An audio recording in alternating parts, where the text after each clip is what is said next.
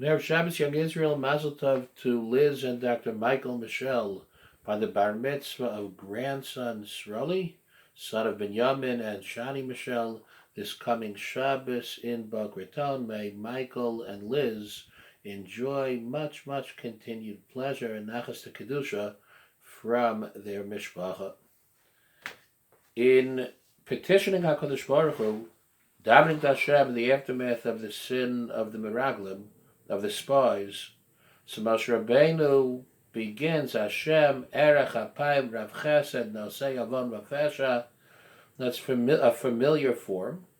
That's Hashem compassionate, patient, merciful, and then Vinakeh Lo Yinakeh. But God doesn't forgive. Poked Avon Avos Al Banim Al Shileshem Ve'al Ribeim. Hashem remembers the sins of the fathers and punishes sons on their account. That's the way that Rashi and the Targum translate. Poked avon avos.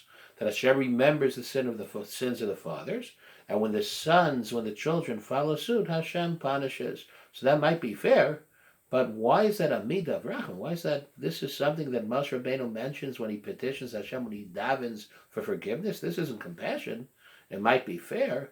Explains Aksav HaKabbalah, an unbelievable new interpretation. Suggests Rabbi Yaakov Tzvi Mecklenburg, Poked Avon Avos doesn't mean that Hashem remembers the sins of the fathers and punishes the sons if the sons are ochsim, if the sons follow suit. No.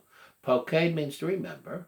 Poked Avon Avos, Hashem remembers the sins of the fathers when judging sons, meaning that sometimes nakeh lo yinakeh, when it looks like that Hashem should not cleanse, should not forgive, but at that time he's poked avon avos. He remembers the sins of the fathers.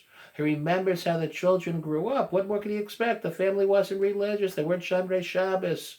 What do you expect from the kids? So you know what? That kid is judged on a curve. That's a midah of rachamim, where each individual is judged according to who he or she is, according to their background, according to how they were raised. And just because I was fortunate enough to be Shomer Shabbos, for example, I was fortunate enough to be brought up in an observant background. For that, I'm grateful to my parents, my grandparents. So that doesn't mean that somebody who's not yet observant or is recently observant and doesn't yet do everything, it doesn't mean they're on a lower level. As I never had any sign of Shabbos. Shabbos for me was easy. Why should I not keep Shabbos? It's easy. I live in a community where kosher food is readily available. Baruch Hashem, I got plenty of money. I can afford to buy kosher food. But one who doesn't have background, who doesn't have the means, each person is judged according to where they are. So don't be such a big shot. Writes the Ramban in his famous Igeris that he sent his son prior to departing to Eretz Yisrael. If you, in fact, are more observant, are bigger Talmid Chacham, are smarter, whatever it is, that doesn't mean you're any better. It just means that you are judged according to a higher standard. Your chayav, everything you do is maize, and everything they do is only shogeg. They don't know any better. Poked avon avos. Hashem remembers the sins of parents, of grandparents, when judging children.